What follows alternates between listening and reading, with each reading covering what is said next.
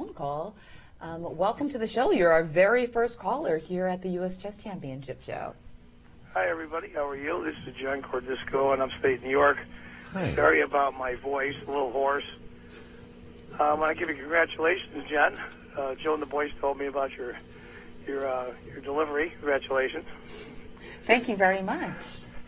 I want to mention two things. One, I'm incredibly excited about the fact how strong these tournaments are getting every year, more and more and more. I've been playing chess for over 40 years and I never thought we would get to this level, and I'm really excited. The other thing I wanted to mention is not many people know that this is part of the qualifying for the World Championship in Arizona, and maybe you could explain to some of the people how that works for the U.S. Championship, because whoever wins this moves on to the Arizona automatically. Right. Well, thank you so much for your question and for your comments. And again, of course, I was very happy to meet young Fabian at 2.5 months. Yes, indeed. In the open section, we have 5 qualifiers. The top 5 in the field will go to what is called the World Cup. That's a 128-player knockout event that will be held later this year, I believe in September in Georgia. The country, not the state. And for the ladies, my understanding is we have 2 qualifiers. The top 2 will go to the women's knockout in the future. Yeah, it used to be 3. Right, we lost a spot while they were rejiggering the zones. Well, with all these young players, we'll hopefully get one back. Exactly. Soon. But in the U.S. Championship, the question is, there's also some players who qualify on rating, so it does get a bit complicated in that case. Yes. Where some spots might drop down to other players. So the bottom line is where you finish in this tournament. Very important for your chances to make it to the World Championship. Exactly. I was just looking at the game. Hi, folks. John Cordisco back again. Sorry, it's been a while since my last video. Sorry about my hoarse throat as well. Sometimes life just keeps knocking you down, and it takes time to get back up. But anyway, enough of that. Round 1 of one of my favorite tournaments, the U.S. Championship. Great tournament, and every year it gets stronger and stronger. Right now, it's a 12-man field. I say man because they're all males. And out of the top 10 players in the world, there's 3 of them playing in this tournament. This is one of the strongest championships in the world, and I'm real proud to watch it and root for these players. And as an American, I'm pretty happy. Anyway, this is a game between Ray Robson is white, top young U.S. player, and my buddy, Nakamura, is black. Let's get to it. I do have to say I'm going to go through this a few moves because it's a Berlin, so we'll just breeze through the first few moves here. It's pretty much standard stuff. I do have to say, though, the end of this game is incredible technique. I'm not going to say by who. I'm just going to say incredible technique. Of course, we all understand why a knight can't take the pawn, because after queen d4, rook has to come here. And it's over for black. Excuse me, white. Bishop d6, d4, knight. I'm going to fool around with this a little bit. This is a really interesting position coming up here for a Berlin. You're going to see knight takes, bishop takes. f4, Ray goes right for it. Caro checks. King moves over. And oddly enough, it wasn't on the computer. I have it on off screen, but it's not on at all. This is something that Carl must have been working on. F5. Queen. I mean, look at the queen right on the king.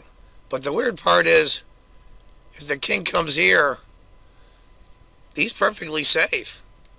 But he castles instead. Rook d1. Queen comes over.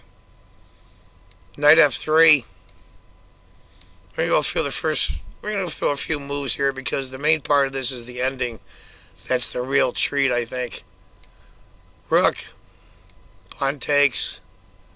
Bishop D5. Now Carl's not worried about that pawn. Knight. Rook takes. C4. Bishop B6. It's pretty much an even position. Very interesting one. Bishop D2. Bishop D6. Rook F1. Now I do want to say we're on move 21. And the reason why I'm talking about this now is because right now Ray Robson has about 8 minutes left on his clock. This is, the time controls are 90 minutes with a 30-second increment for 40 moves. 30 minutes after that with a 30-second. Let me go back here, sorry. And he's down to 8 minutes. Now, Ray's always notorious for time trouble. Let's see how he does. Rook comes over. Bishop. They're going to fool around here. I'm just going to go through the next few moves. Nothing really that dramatic. Pawn takes. H6. Bishop. Small advantage for black. Queen A2. Takes A2, excuse me. Here's where it starts getting interesting. Rook A1 to chase the queen. Queen takes. Now the queens are off the board. Black's up 2 pawns, but can he convert? Opposite color bishops. Can he do it? Let's see. Bishop takes. Rook takes. And on top of it, the 2 pawns are up. They're doubled. With opposite color bishops. Excellent drawing chances. So, you start getting the kings. White tries to get his king. Doesn't work. Black kings comes up. Rook C3. G5. Rook C1. It's a pretty good advantage for black, but the computer always does this. It's 2 pawns up. It figures up 2 points up. But sometimes these endings aren't convertible. Let's see how Carl handles it. Rook C3. He's slowly bringing his king around. Rook. G4. H takes. Bishop G3 going after that pawn. Carl takes check. King goes to F1. Now here's my point here. It doesn't even show it on the top 3 moves on the computer. It likes King E4. What Carl decided to do was sacrifice the exchange, which I thought it was great.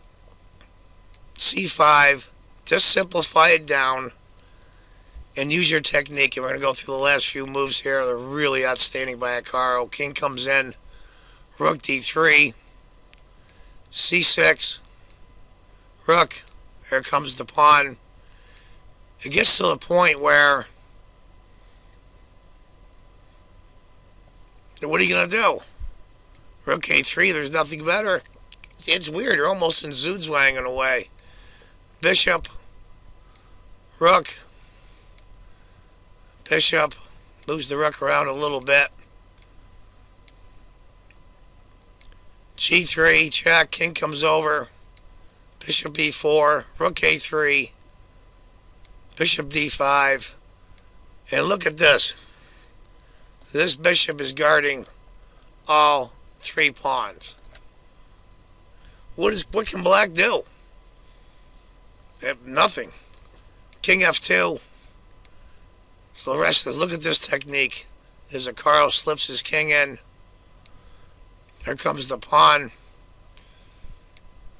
The bishop. There's nothing he can do. King has to come over. King comes up. Now he's going to go the other side. Rook has to move. He goes King F4. And that's where Ray Robson resigns. I thought that was really well played out by Carl.